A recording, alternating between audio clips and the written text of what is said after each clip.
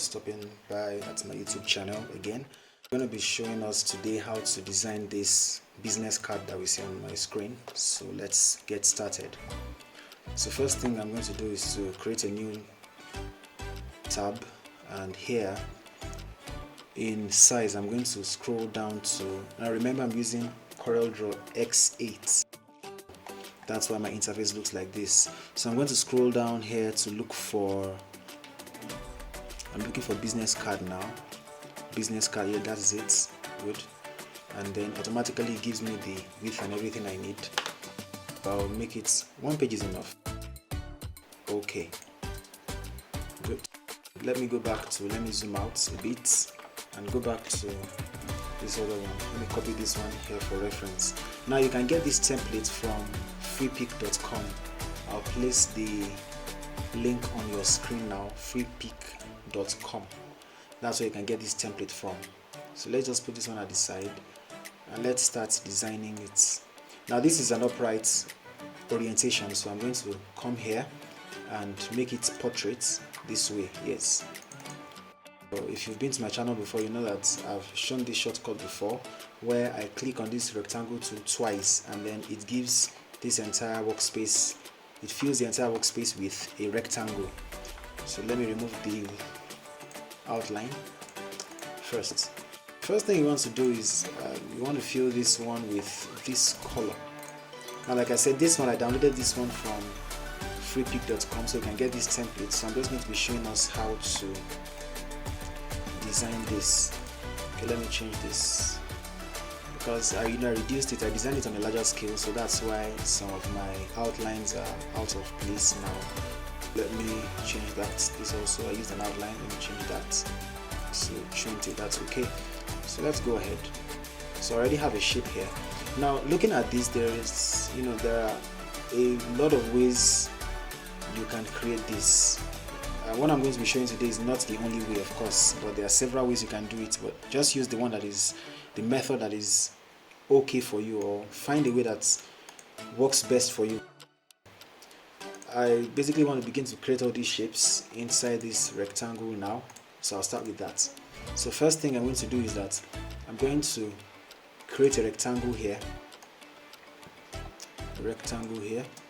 then I'll go to, when you select the rectangle, up here you're going to see corner radius. Make sure you uncheck this little box here. So if it's this padlock, I mean, if you leave it locked, it means that if you edit any of this side, this one edits the top left corner of the object, of the rectangle, of the shape. This one the top right, this one the bottom left, and this one the bottom right. So I'm going to, okay, let me put 0.1. okay, that's too small, so let me make it 0.5. that's okay. Then I come here also, make it 0.5 and click OK. Then I'm going to come here and invert it, so turn it more like upside down, then push this up a bit, or just leave it there. Control Z, Control Shift Z. Control Z is to go back, Control Shift Z is to redo. I'm going to be picking some elements from this thing that I've done here so that I won't have to, so that it won't be too long. So I'm going to come here and pick this color, and here I have it, and change, remove the outline, and then beneath it here I have something, so this little shape. So I'm going to come here and create a very large circle or sphere, depending on how you want to call it. Put it down here, and then click on this, and then my rectangle here, and then C to put them at the center of one another. So I'll come here, choose this color here, and then that is that. Remove the outline, and then power click into this. Now remember, I already created a shape or a rectangle to fill my workspace, so I've done that. Now let me go in here. You can click on Control and double click on this shape. When you do that, it's going to take you into the power clip, and then while your finger is on Control, CTRL, click anywhere around the workspace, and then it takes you out. If you don't want to go into the workspace, you can into the power clip, just click while your finger is on Alt, click on the circle that you created and then just nudge it using your direction or navigation keys, up, down, that's okay. Then I'll come here, let me give this entire shape a different color. Let me give it this color here, so make this that color, and that's okay. Then I'll come here, pick my what's this ellipse tool, and then I'm going to create something like an ellipse. This is okay, I think this is fine here. This is okay. Give it a white color, white. Remove the outline and take this and power clip. Then come here to your this, I like using this a lot, it's the smart fill tool. So click on the smart fill tool and then come down here and I'll click on this. Oh sorry, that's a mistake. Okay, a moment, let me go back a bit. I'll use the smart fill tool now to, I'll click on this. Now what is happening here is this, you can, this smart fill tool fills boundaries, you understand? So this place here, this is a rectangle and then this is a circle on it, so this is more like a bounded area in the sight of, or in the eyes, or in the, as far as the smart fill tool is concerned. So if I click on this, it will select that particular area for me. But what happened before was that I already power clipped this one, this ellipse, into the rectangle. That's why it didn't see any boundary, so I brought it out again to be able to see the boundary. So now that I'm done with that boundary, I can take this and power clip it back into the major rectangle at the back. So this one, I'm going to change this one's color. I'm going to give it something, this color here. Yes, this color. I'm going to give it that color, or basically this color, the background color of the rectangle. Give it that color. Make sure you removed the outline, and then, no, that's not the color I want. That's so deep. Yeah, this is the color I want. Yes, yeah, that's it. So I'll come here now. I'll go to the middle here. Just for the purpose of this, please never change the size of your object using this or this or this or this. Use, you can, if you want to change the shape without altering the orientation or the how it looks, without skewing it out of proportion, or without, if you want to change or decrease or increase the size of your object in the appropriate proportion, you go to any of the edges, not the center here or here. But for this one, there's something I want to do. I need something that is not this curved, yet I need something, you get what I'm saying when I do it. Okay, so I'll just pull this down, and then while your hand is on the right click, use the while your hand is on the left click, before you release it, click on the right click also, then that will duplicate it. Or better still, let's go the normal route. Just click on this, Ctrl C and Ctrl V, and then just drag this one down at the center here, then give it a darker color to distinguish it from the one at the back. There you go. So next thing, let's create a little rectangle here. Like I said, I'm using CorelDRAW X8, so it gives me this option to be able to snap to the sides of, or to snap to existing objects already. So I'm going to give this one a very dark color, this kind of color. There you go. So I'll remove this one and the outline, that is. Now the next thing for me to do is to create a, where I'm going to put the picture. Create a very big, not too big, but a circle here, and then space bar to go back to your pick tool, and then click on the circle, engage the circle I mean, and then with press down shift to select another object in addition to what you already selected. So shift down, and then I press the major rectangle at the back, then press C, it brings it to the center. And that's too big, let me just reduce this a bit, and I think that is fine. So I'll give this one a very thick outline, maybe something like 8, no, 8 is so small, let's say 16, okay, that's okay. So I'm going to make this one white, and then the outline, you can press Alt and click your color here, it's going to give the outline a color, or just come here to this place if you have this out already, and just click outline, sorry, go to white and click on outline.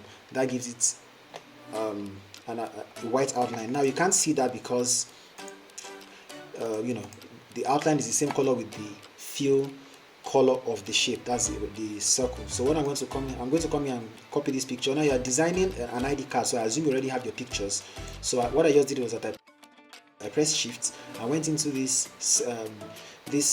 circle, so it selects the image inside without having to go inside the circle itself. So just press Alt and click on it. It's not going to select the image itself. If it has a power clip inside, a power clipped object, it's going to select the object inside.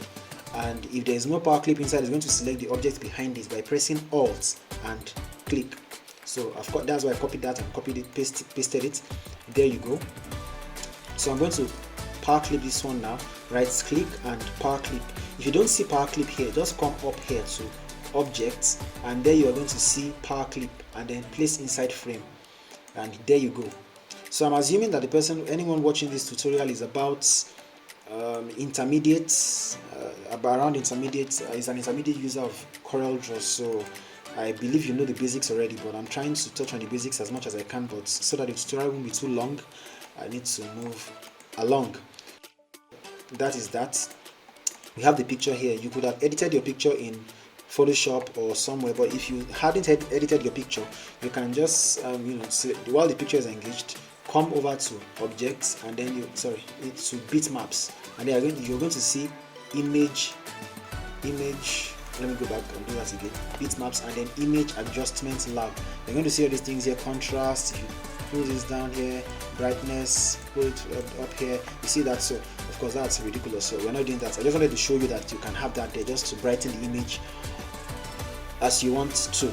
So we come here, click here, and then let's assume our person's name is John Donuts.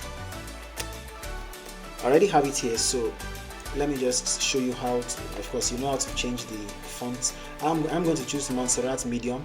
Montserrat has a lot of families in it. What I mean is this: if you come to Montserrat, look at it, it has a lot of we call it subtypes now. I don't know what to call it, but it has a lot of types in it, if you know what I mean, the bold, the light, and all those. So I'm going to choose medium for this, reduce it a bit, and then change the paragraph ability as paragraph setting to center, then press M, letter M for monkey, and then that's mesh tool just to reduce the space in between. Montserrat is a very large font, that's why, so it has a lot of space. So when you do that, when you're satisfied with that, just click on that and then engage your major rectangle at the back with shift. Press this and shift, click, and then center. You do that by pressing C.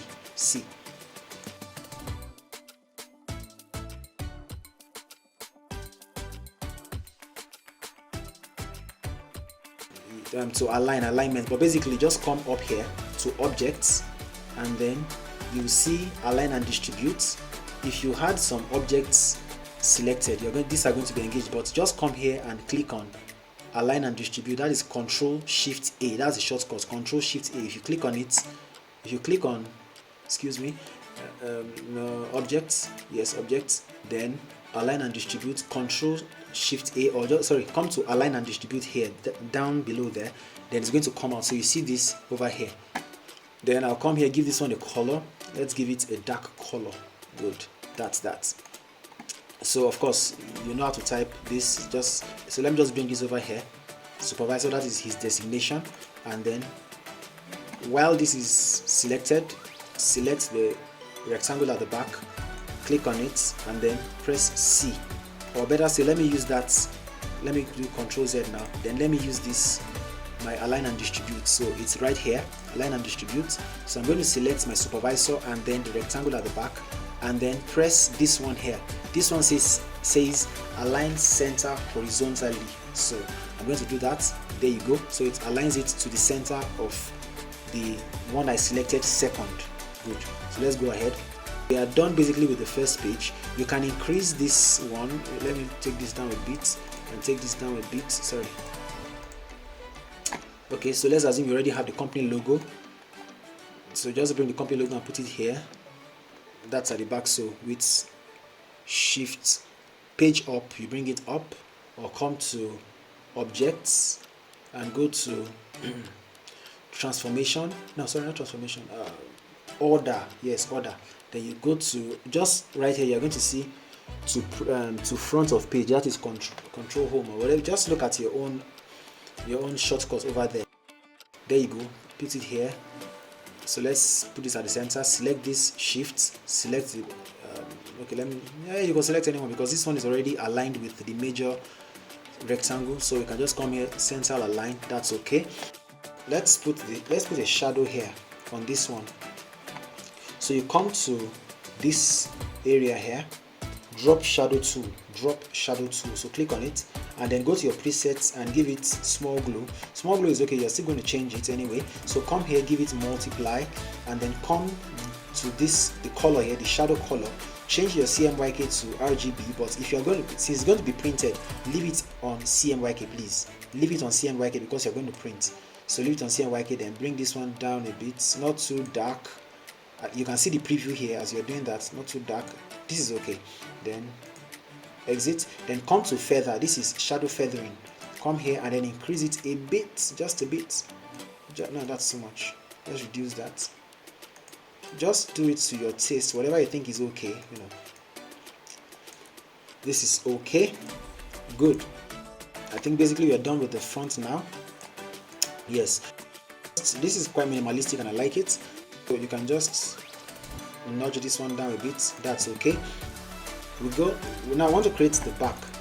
What you can do is just come down here to page 1 and right click, and you can click on duplicate page or insert page before or insert page after. So let me click on duplicate page. If I duplicate page, it's going to take everything on my workspace, not outside my workspace. On my workspace, it's going to duplicate it.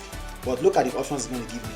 Duplicate page is going to ask me if I want to copy the layers only or if I want to copy layers and their content. So what I'm going to do now is let me copy layer only. So just it's going to duplicate the shape and the workspace layout. So again, we come here, double click on the rectangle tool, and then we're going to create this back now. Now I already have my text here, so I won't have to type it again. I'll just pick them from here and put it on my work. So again, let me emphasize that because you're going to print, make sure all your work is in CMYK.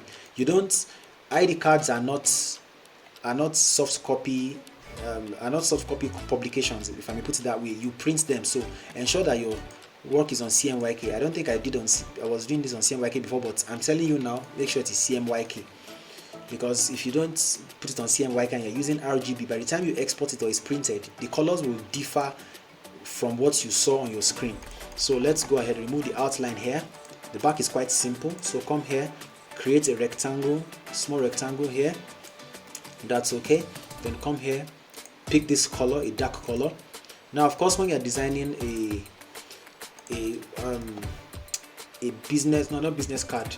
Okay, yes, in the beginning, you notice I chose business card. That's because ID cards, business cards, and ATM cards, or your debit card or your credit cards, they have fairly the same, around the same shape. The same sizes. Or basic, or if you want the real size, I'm going to put it up now. So that's 2.0 by 3.5 inches. So that is that for this. Let's come here, create a very big circle now, very big circle. Yes, that's okay. Then bring that here. While that is still selected, click and press down shift, click on the background rectangle,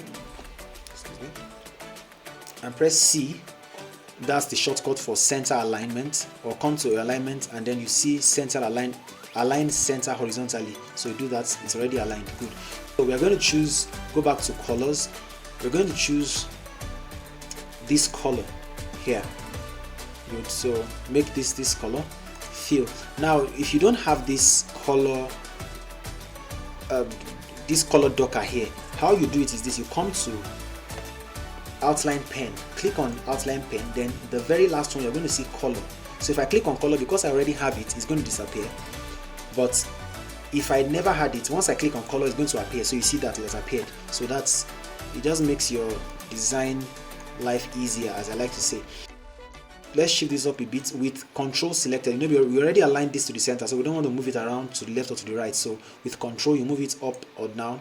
Then I'll right click on this and power clip inside here. If you don't find power clip there, I showed you where power clip is. Go to objects, and power clip, and you power clip there. That is that. So let's shift this up a bit, or let's put it at the center. That's okay. Let's give this rectangle at the back itself, let's give it a major color. So that's color, I think that color works. Yeah, that's okay, that color works. So let's give it that color. Yes. Now what we're going to do is this. Remember I said that you don't have to go in here to edit your power clip. Just with Alt selected, click on this rectangle. So it's going to select the power clip inside. So just drag it down with Control now selected, and then drag it down. This is okay.